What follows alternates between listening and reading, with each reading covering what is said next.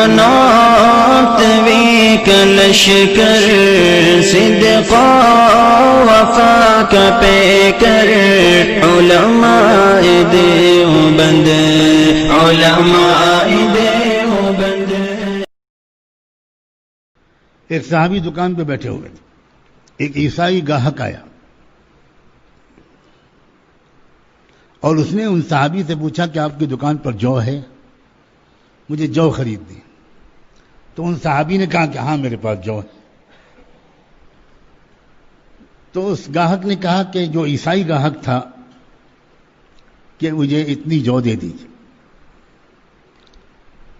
تو ان صحابی نے کہا کہ بھائی صاحب آپ برا نہ مانیے, سامنے جو دکان کھلی ہے, میرا مشورہ آپ سے یہ ہے کہ یہ جو مجھ سے خریدنے کے بجائے آپ اس سے خرید لیں.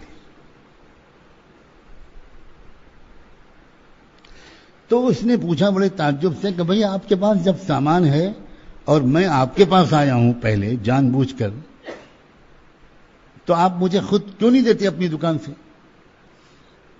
مجھے دوسری دکان پر کیوں بھیج رہے ہیں؟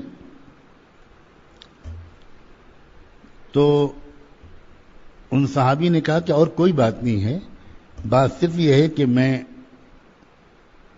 آج صبح سے میری دکان پر 2-4 گاہک آ چکے ہیں اور میرے بچوں کی آج کی روزی کا انتظام ہو چکا ہے, مگر میں دیکھ رہا ہوں کہ صبح سے اس دکان پر کوئی گاہک نہیں آیا. تو آپ اس کے ہاں سے لے لیں گے تو اس کو بھی بھلا ہو جائے گا.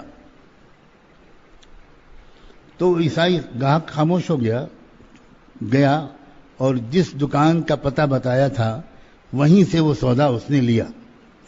لیکن وہ لینے کے بعد بجائے گھر جانے کے وہ واپس پھر اسی مسلمان کی دکان پر, انہی صحابی کی دکان پر آئے. تو انہوں نے پوچھا کہ کیا ہوا, آپ کو وہاں مل گیا سامان؟ کہا وہ تو مل گیا. پھر آپ یہاں کیسے آئے فرمائیے. تو اس کا جواب یہ تھا کہ بھائی جو تو میں نے وہاں سے لے لی, مجھے تم سے ایمان لینا ہے, مجھے کلمہ پڑھا دو.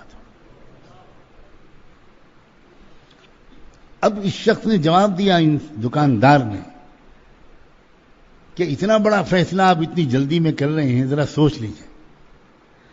تو اس کا جواب تھا اس عیسائی کا کہ جلدی کی بات نہیں ہے, میرا دل یہ گواہی دے رہا ہے کہ جس مذہب کے ماننے والے ایک عام دکاندار کے اخلاق کا یہ عالم ہے, اس مذہب کے لانے والے پیغمبر کے اخلاق اور ہمدردی کا کیا حال ہوگا. اس طرح اسلام پھیلتا.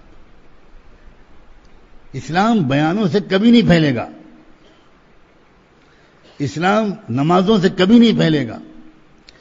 حضرت جی مولانا یوسف صاحب رحمۃ اللہ علیہ بہت کھول کر اس مضمون کو بیان کرتے تھے, ڈنکے کی چوٹ پر کہتے.